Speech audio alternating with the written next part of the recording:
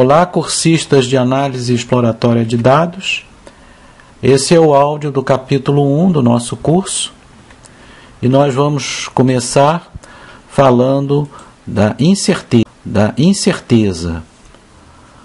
Há um economista muito famoso, morreu em 2006, chamado John Kenneth Galbraith, que escreveu um livro e que depois foi uma série da BBC chamada A Era da Incerteza, onde ele focalizava os problemas sociais e econômicos ao longo da história, mas focando principalmente no século XX, onde a dinâmica do mercado, das crises, inflação, desemprego, geraram uma era que ele cunhou como sendo a Era da Incerteza. Mas o século XX não foi uma era da incerteza somente para a área social e econômica, ela foi para a ciência também. Foi quando o Heisenberg enunciou o famoso princípio da incerteza na física, que decretou o uso de métodos estocásticos para a modelagem física, o que Einstein, que era um determinista, jamais aceitou realmente. O Einstein cunhou duas frases bastante críticas em relação à estatística. Uma era que Deus não joga dados, então você não poderia explicar o universo usando a estatística. E a outra, que a estatística era uma explicação pobre do universo. Mas não foi só na física, na economia, ou seja, gradualmente foi se criando assim uma convicção de que quase tudo era incerto, A gente foi para o extremo oposto. E apesar do século XX ter marcado um impressionante desenvolvimento industrial, científico, com uma grande quantidade de dados e informação, como nunca se tinha tido antes, isso não significou que essas informações fossem suficientes para explicar com precisão o que estava acontecendo nos diversos domínios da atividade humana e aonde ele estava submetido sempre a imprevisões, a surpresas, a catástrofes. E então a gente tem aqui uma definição clássica do que seria a incerteza, de um ponto de vista estritamente técnico. Pode-se definir incerteza como a falta de informação suficiente para descrever, controlar e prever deterministicamente a evolução de um sistema.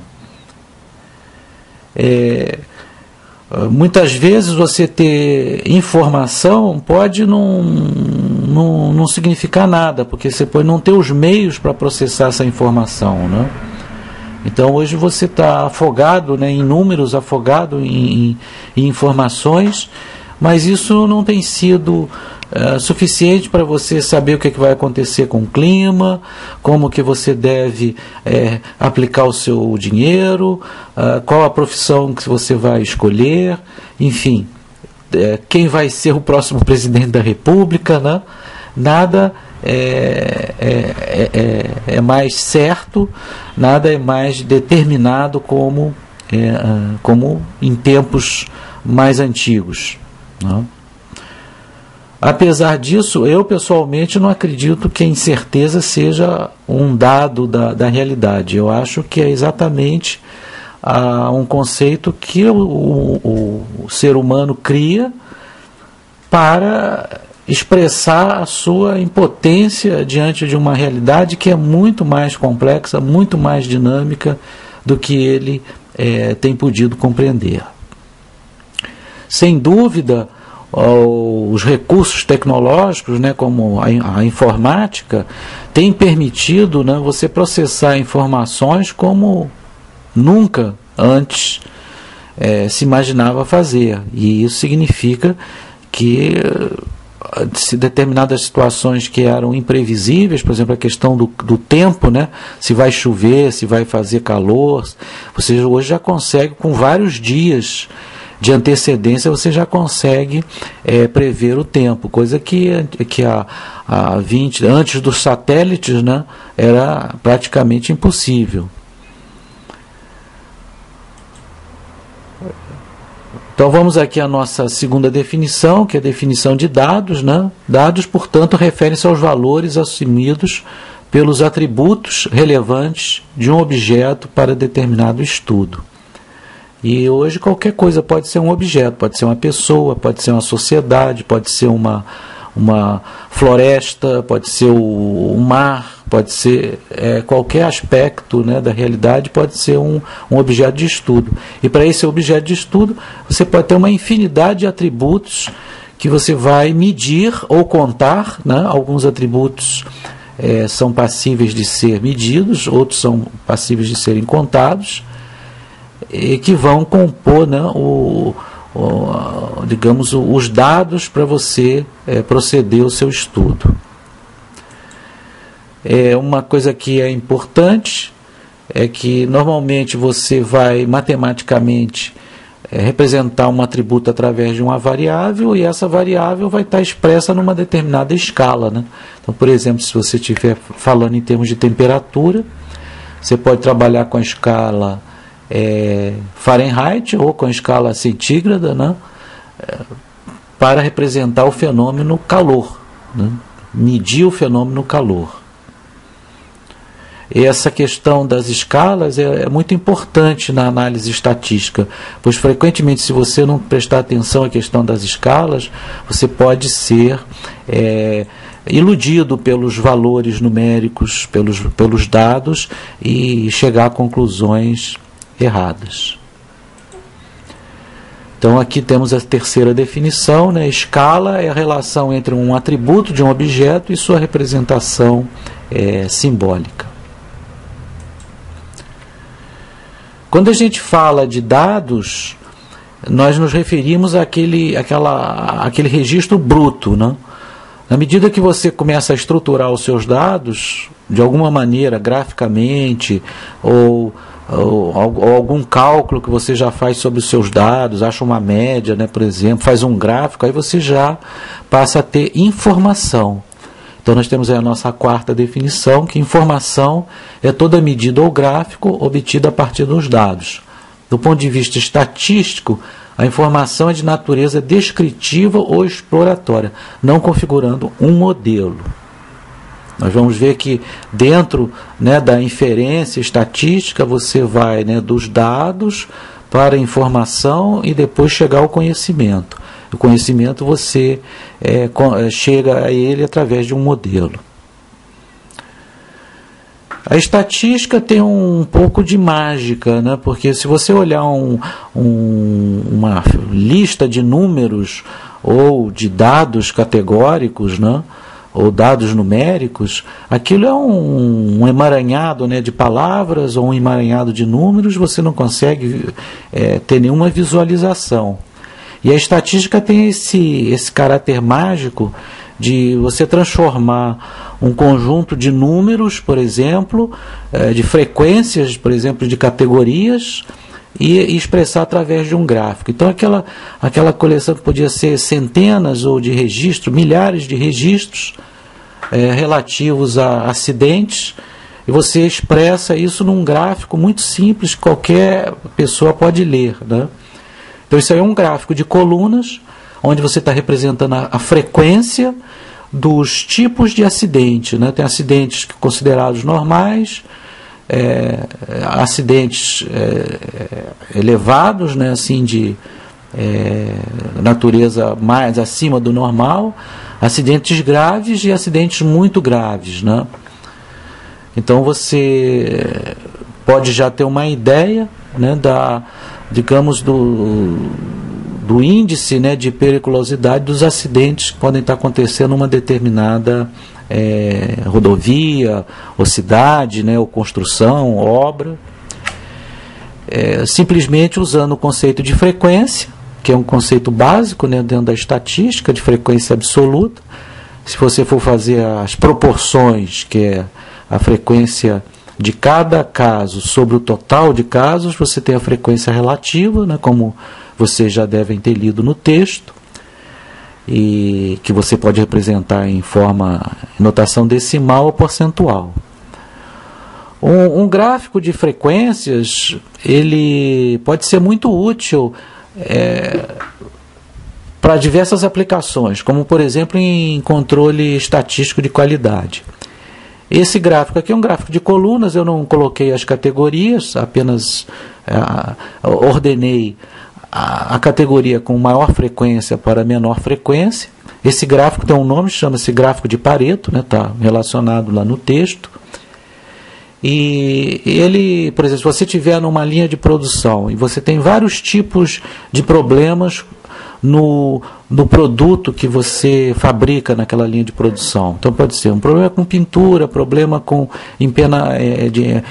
de comprimento, de medidas, problema com a resistência.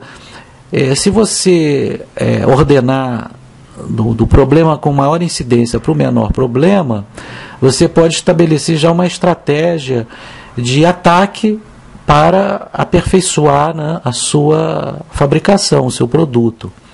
E uma coisa que se observa é que, muitas vezes, sem se perceber, né, você, quando resolve o problema com maior incidência, por tabela, alguns dos outros problemas somem, porque sem que a gente tivesse percebido, eles estavam implicitamente relacionados.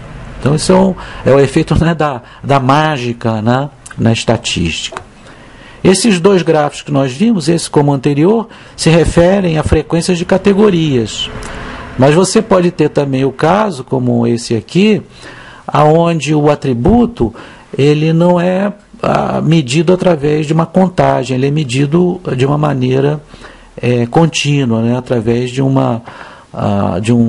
somente os atributos físicos, né? Então pode ser medida em metros, pode ser peso, pode ser voltagem, pode ser resistência, né? Ou seja, medidas de natureza física, de natureza química, de natureza econômica. E aí você não tem mais as colunas separadas, as colunas são justapostas. Então você tem, na verdade, aqui um estudo aí de biologia, né?